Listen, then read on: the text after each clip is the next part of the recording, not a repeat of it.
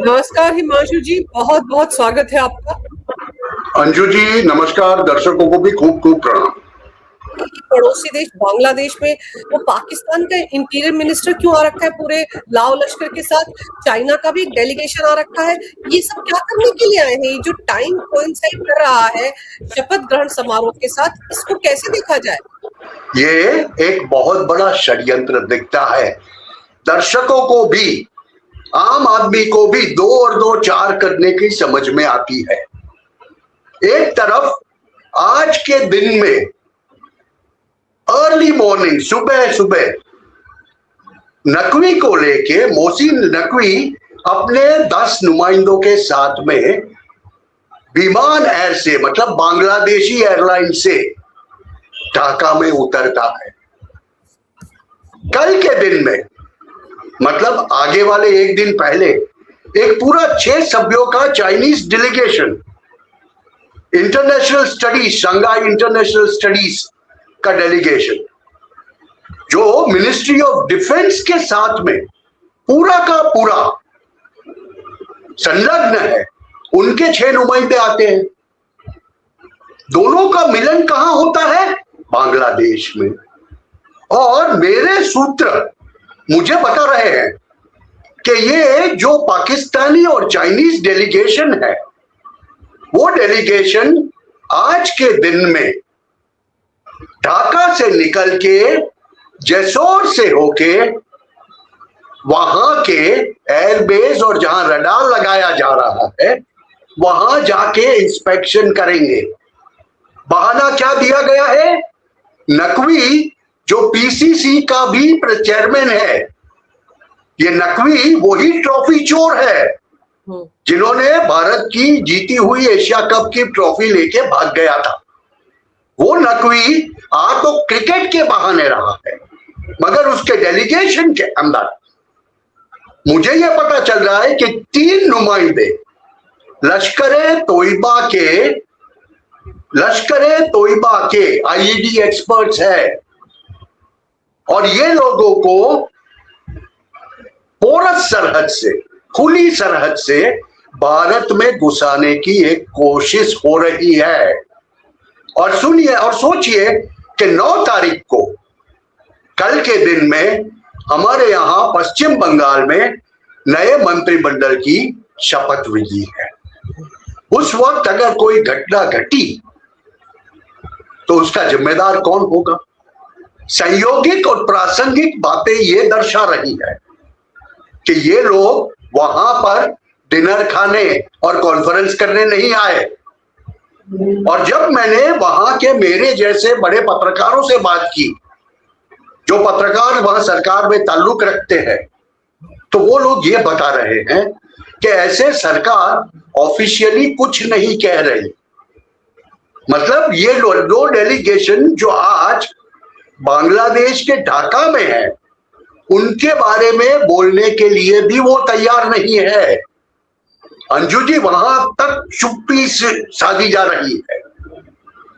और ये कहां जाने वाले हैं उनका भी कोई ऑफिशियल प्रोग्राम नहीं दिया जा रहा, मगर उनकी जो एयर टिकट्स है उसके ऊपर से पता चल रहा है कि ये तारीख को आए, ये लोग 6 तारीख को आए, और ये लोग आज को वापस जाने वाले थे, मगर एक दिन अपना प्रवास लंबा करके वो लोग भी पाकिस्तानी डेलीगेशन के साथ में वो रडार साइट की मुलाकात पे जाएंगे। वो रडार साइट तो एक बहाना है, बांग्लादेश एयरफोर्स स्टेशन तो एक बहाना है। असली मकसद तो मुझे लगता है वो एलईटी के टेररिस्ट को भारत के अंदर घुसाना है। तो 9 तारीख के लिए इंतजाम हो चुका है, और जहां मैं तक, मेरे जैसे पत्रकार ये माहिती लेके आ सकते हैं, जहां हमें पता चलता है, तो क्या हमारी एजेंसियों को नहीं पता होगा? डेफिनेटली पता होगा। तो कहने का मतलब मेरा यह है कि अंतरराष्ट्रीय साजिश पश्चिम बंगाल के अंदर भाजपा की सरकार को कायम न होने देने की बहुत बड़े पैमाने पे हो चुकी है, और उसी दौरान हिंसा भी हो सकती है। और इसीलिए शायद Mamata Banerjee International Court of Justice में जाने की बात कर रही है। और इसीलिए शायद ये अंसारुल बांग्ला वाला उनको कहता है कि आप लड़ाई लड़ो, हम तुम्हारे साथ हैं। इसीलिए वो कहता है कि पश्चिम बंगाल को भारत से मुक्त कर दो। जमात इस्लामी ये बातें करता है। और मैं तो स्पष्ट रूप से कह रहा हूं कि ये जब तक भाजपा की सरकार स्थापित नहीं होगी और वो कड़े हाथों से काम नहीं लेगी, तब तक ये स्थिति बंगाल में नॉर्मल नहीं होने वाली है। क्योंकि आप देखो तो एक तरफ चाइना ने, देखिए भारत के साथ में संबंध बिगड़ने के बाद एक तरफ बांग्लादेश ने चाइना को तीस्ता वाटर पे डैम बनाने का काम भी सौंप दिया। ये स्ट्रैटेजिक कोऑपरेशन के नाम पे वहां पर चाइनीज प्रेजेंस भी बहुत बढ़ रही है। उसके साथ में आईएसआई और जमात तो बैठी ही हुई है।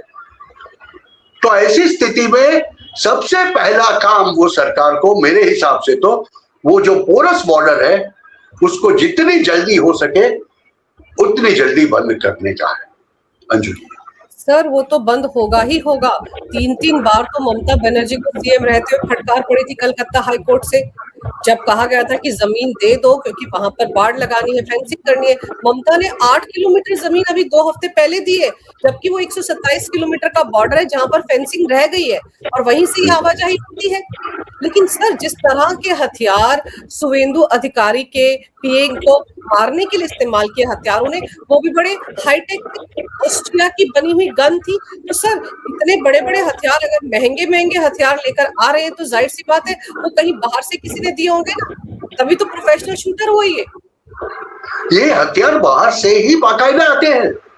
देखिए जमात इस्लामी के पास सब कैसे आता है, एलईडी से आता है, जैश से आता है, उनके पास कैसे आता है, आईएसआई से आता है।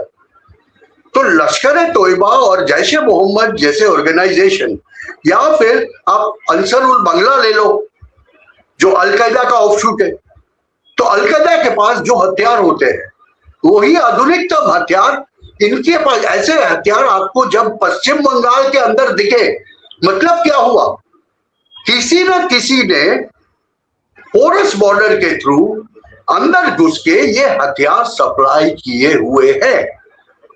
शूटर शायद ऐसा होगा कि उनको लाया गया होगा, कोई पीछे बिठा के लाया होगा, जगह दिखाई होगी, वो शूट करके वापस निकल गया होगा। अभी इतनी बड़ी मात्रा में सीआईएसएफ की तैनाती के बावजूद ये होता है, इसका मतलब तो बहुत स्पष्ट है कि टीएमसी का काडर भी उत्पात मचाने के लिए आमादा हुआ है। और दूसरी एक बात मैं बता दूं अंजू जी, जो बहुत बहुत इंपॉर्टेंट है, चाइनीज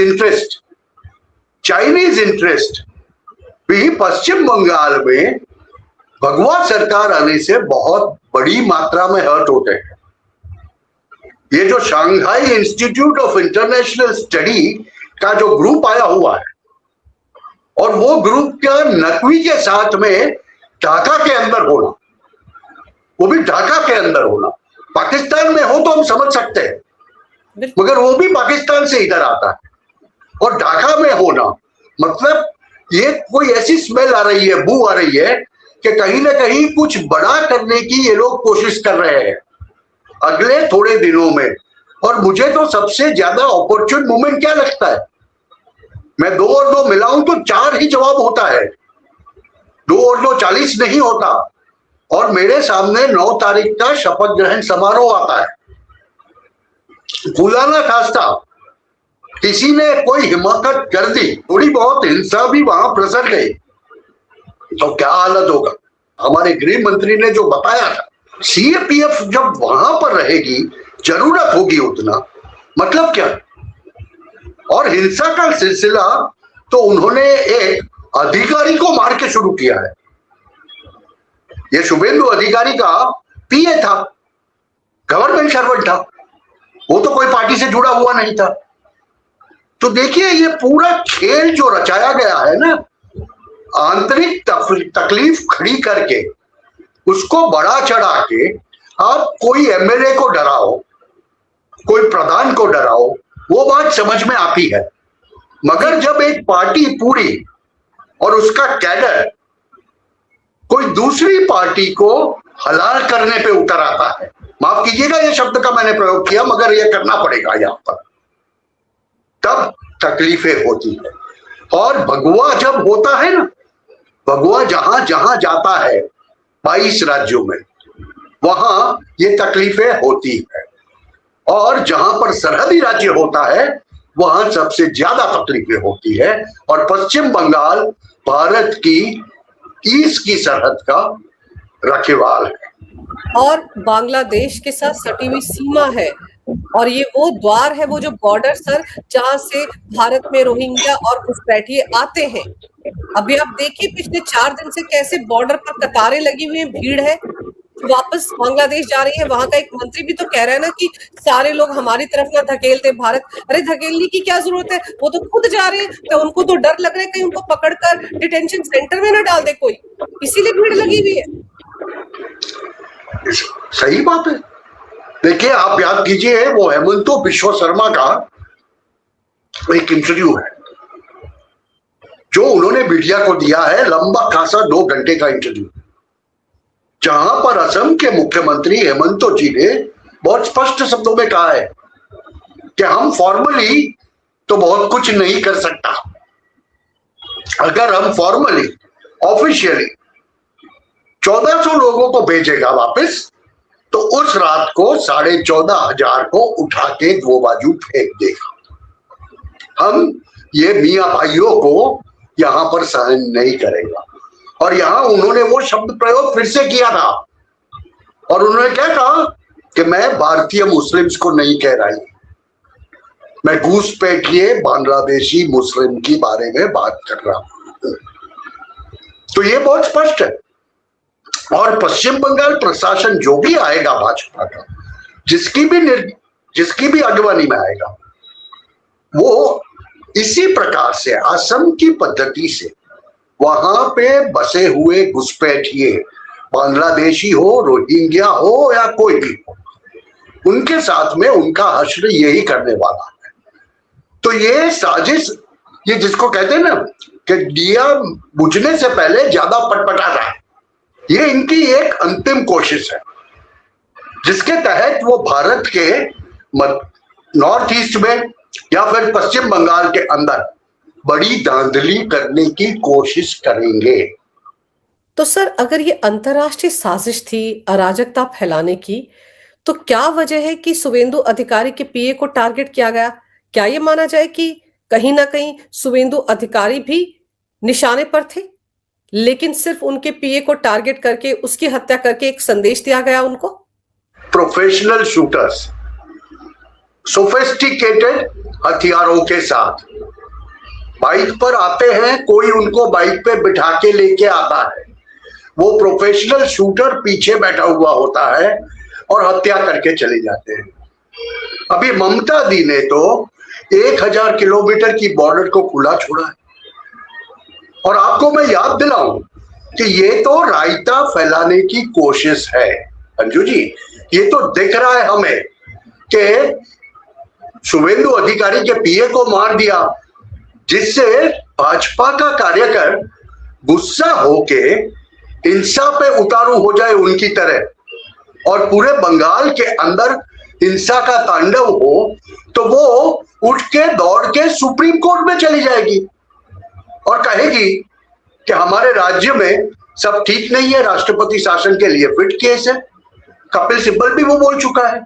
और उससे भी ज्यादा मैं आपको बताऊं कि एक आह्वान, आपने बांग्लादेश का नाम दिया, तो एक आह्वान बांग्लादेश के जमीयत उलमा इस्लामी के एक नेता है जिनका नाम है मोहम्मद नारुल हुडा, उन्होंने किया। चुनाव के परिणाम देखने के बाद उनका जो मेल्टडाउन था, तो उन्होंने क्या कहा ममता दी को कि आप दिल्ली के सामने लड़ाई जाहिर कर दो, बंगाल को मुक्त कर दो, इंडिपेंडेंट बना दो।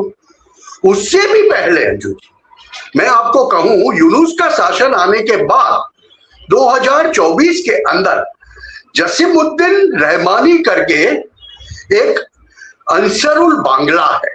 अंसरुल बांग्ला मतलब बांग्लादेश का अलकायदा का शाखा है।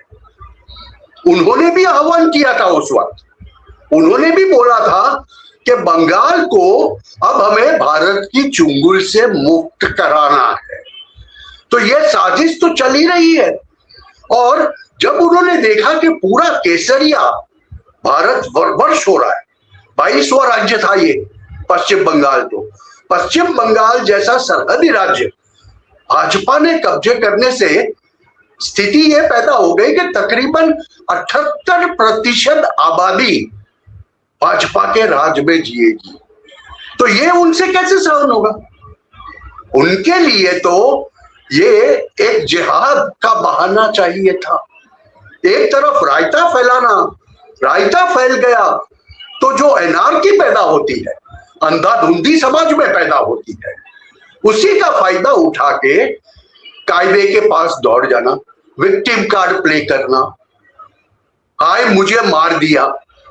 ये जो अलतकिया चलता आया है ना जिहादियों का, ये उसी का नमूना है।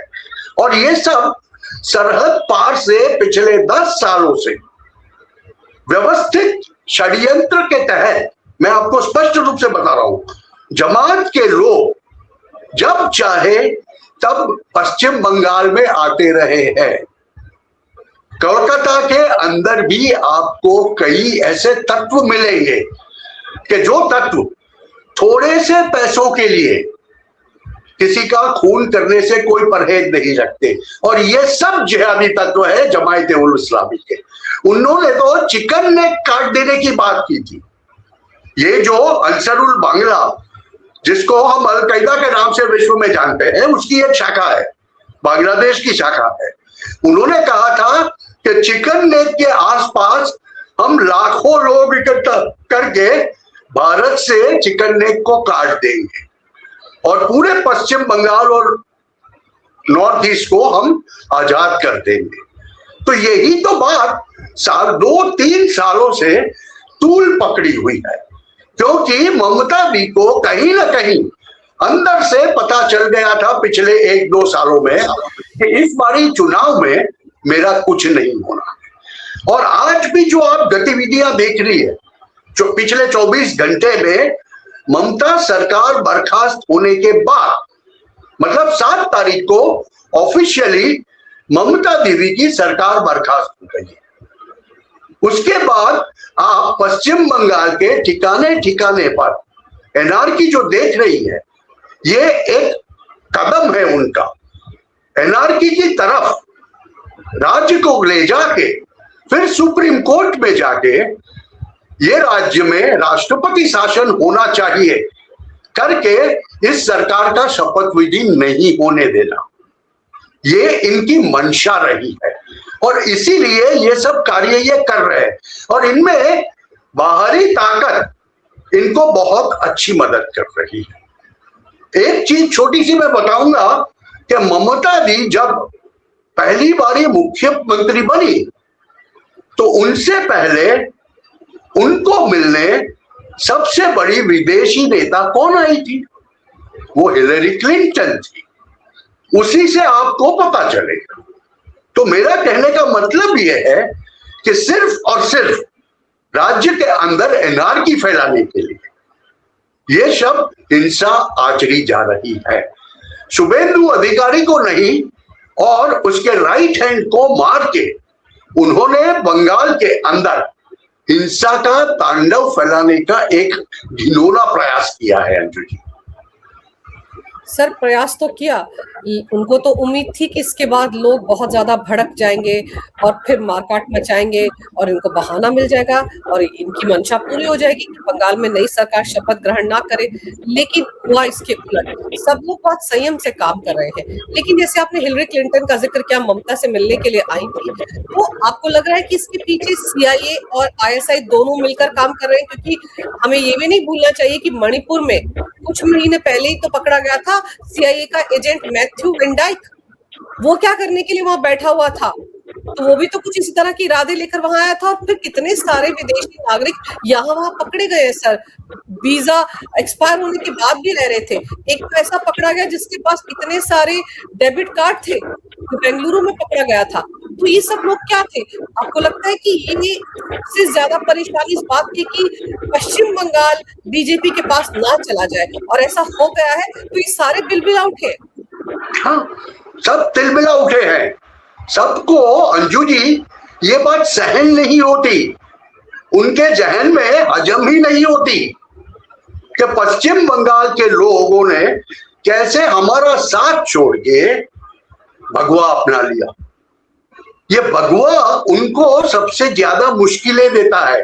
आपने मैथ्यू वैन डाइक की बात की, मैं कहूंगा सीआईए ने आउटसोर्स करके आईएसआई को इस पे पूरा काम पे लगाया है, और उसी के तहत ये सब लोग जो पकड़े जा रहे हैं, ये मॉड्यूल जो पकड़े जा रहे हैं पिछले 3 महीने के अंदर, भारत की संस्थाओं ने, भारत की एजेंसियों ने, फिर वो एनआईए हो या सीबीआई हो या कोई भी हो, उन्होंने जो लोगों को पकड़ा है, कहीं कहीं दिल्ली पुलिस ने काम करके पकड़ा है। अभी बेंगलोर के अंदर कोई एक इंसान पकड़ा जाता है जिसके पास 10 सिम कार्ड मिलते हैं, 10 क्रेडिट कार्ड मिलते हैं। क्यों? ये इनका एक तरीका है कि जो फंडिंग करनी होती है वो आजकल ऐसे क्रेडिट कार्ड से की जाती है। जब सरकार ने सीधा रास्ता बंद कर दिया तो इन्होंने ऐसा रास्ता लिया। आप मैथ्यू वैन डाइक को देखोगे तो वो किसकी ट्रेडिंग करता था? ड्रोन्स की। तो इस प्रकार से काफी लोग, और हमारा जो पोरस बॉर्डर है, खुला बॉर्डर जो हमने छोड़ा हुआ है ममता दी की वजह से, वो बॉर्डर का बखूबी उपयोग किया जाता था, और वहां से ह्यूमन स्मगलिंग करने के लिए पूरी तौर पर जमायते इस्लामी का उपयोग होता था। एनआरकी फैलाने के लिए पश्चिम बंगाल के गांव-गांव में हथियार बन रहे थे या भेजे जा रहे थे। सीआईएसएफ ने घरों से बॉम्ब बरामद किए। किसने बनाए? जिसका नंबर होता था टीएमसी वालों के जहन में, उनके घरों में सफेद साड़ियां भेजी जाती थी। क्यों भेजी जाती थी? फिर उनको मारा जाता था, आगजनी होती थी। पिछले 24 घंटे के अंदर आगजनी के और बम धमाकों के घटनाएं हुई है। वो आरजी कर वाले रचना देवनाथ के घर के बाहर भी बम धमाके होते हैं। मतलब क्या है कि एक तरफ राज्य के अंदर अनारकी फैलाओ और दूसरी तरफ उनके आका बाहरी षड्यंत्र करके कोई बड़ी साजिश करने की कोशिश कर रहा है अंजू जी। लेकिन सर, एक तरफ सीआईए के एजेंट्स को भारत भेजना है अमेरिका, दूसरी तरफ डोनाल्ड ट्रंप पीएम मोदी को बधाई भी दे रहे थे बंगाल जीत पर, और फिर उस पर भी पूरा का पूरा ये बांग्लादेश और पाकिस्तान के नेता बिलबिला रहे हैं, क्योंकि उनको तो रास नहीं आ रहा ना। आप देखिए किस तरह से पाकिस्तान के टीवी चैनल्स पर डिबेट हो रहा है। 22 राज्यों में भगवा पहुंच गया है। सबके सब तो बंगाल पर नजरें गड़ाए बैठे थे और उनको लग रहा था कि ये कभी भी यहाँ बीजेपी नहीं जीत सकती। नहीं, बहुत खतरनाक है। 22 राज्य मतलब 72% भारत का एरिया और 78% आबादी। ये सुन के ही उनके होश काम नहीं करते। उनको ये समझ में आ गया कि भारत की मेजोरिटी ने, बहुमत ने, जो बहुमती प्रजा है हिंदू लोग, वो हिंदुओं ने अपना कब्जा वापस ले लिया है। अपना जो था वो उसे वापस प्राप्त कर लिया है। सोचिए, आसनसोल जैसी जगह पे 30-30 साल से, 3-3 दशक से एक मंदिर बंद पड़ा था। क्यों? ममता सरकार ने तो कह दिया कम्युनल हार्मनी डिस्टर्ब ना हो, इसके लिए इसको बंद रखा था। जैसे ही उनका पतन हुआ, दूसरे ही दिन वो मंदिर को फिर से खोला गया। बड़ी सीधी बात है। इसीलिए तो शायद हमारे योगी बाबा को वहां जाके कहना पड़ता है ना कि आपका काबा, मक्का, मदीना सब हम बुलवा देंगे। अयोध्या, काशी, मथुरा बंगाल भी गाएगा और हर घर में से हर आदमी के मुंह से वही एक नारा निकलेगा, जय श्री राम। क्यों होता है ऐसे? अंजू जी मुझे ये बताइए कि वहां के लॉ एंड ऑर्डर के अधिकारी या पुलिसकर्मी, कांस्टेबल क्यों जय श्री राम का बूम मारता है? क्योंकि उसको उसका हक का पगार भी सही तरह से ममता देती नहीं थी। जहां पूरे राष्ट्र के अंदर 8वें पे कमीशन का सैलरी मिलता है लोगों को, इनको 5वें पे कमीशन पे अटका के रखा। जब केंद्र सरकार एक योजना लगाती है, बंगाल के अंदर वो जाने नहीं देती थी। तो वही मुस्लिम जिसको घर, वो जो घर का हकदार था, उसे हक घर भी नहीं मिलता। और फिर ममता वो समझती थी कि मुस्लिम तो मेरी वोट बैंक है। जब कीड़ा धराशायी होता है ना, या जब जहाज डूबता है, तो सबसे पहले कौन भागता है? चूहे। उंदर होता है, जो चूहा भाग जाता है। ये सब चूहे भागना शुरू हो गए। और ये जो मेल्टडाउन की जो निशानियां दिख रही है ना आस पड़ोस में, ये मेल्टडाउन ये दिखाता है कि भारत की शक्ति दिन प्रतिदिन बढ़ती जा रही है। भारतीय सरकार की शक्तियां अप्रतिम होती जा रही है। क्या पाकिस्तान भारत से 3 दिन भी युद्ध कर पाएगा? नहीं। तो उनके लिए तो यही एक रास्ता बचा है ना कि कहीं ना कहीं एनआरकी फैला दो, अराजकता फैला दो, भारत के अंदर हो सके उतनी धांधली करो। तो ये रास्ता भी जब बंद होता है, तब इस प्रकार की स्थितियां निर्मित होती हैं। बांग्लादेश अभी बोल नहीं पा रहा कुछ, मगर उनके लिए भी बहुत बड़ी दिक्कतें हैं। सर, साजिश तो ये बहुत लंबे समय से रच रहे हैं भारत के खिलाफ। गेरुआ रंग, भगवा रंग इनको पसंद नहीं आ रहा है, चाहे वो भारत में बैठे हुए मुस्लिम समुदाय के लोग हों, या सूडो सेकुलर हों, या फिर पाकिस्तान के लोग हों, या बांग्लादेश के। लेकिन ये लाख साजिशें कर लें, लाख मंसूबे बना लें बंगाल में अराजकता फैलाने के, लेकिन होना जाना कुछ नहीं है। हमारी जांच एजेंसियां भी चौकन्नी है, चौकस है। सर, आपने समय निकाला बहुत विस्तार से इस विषय पर, बहुत अहम जानकारी मेरे दर्शकों को दी। आपका बहुत बहुत धन्यवाद। नमस्कार, जय हिंद। जय हिंद।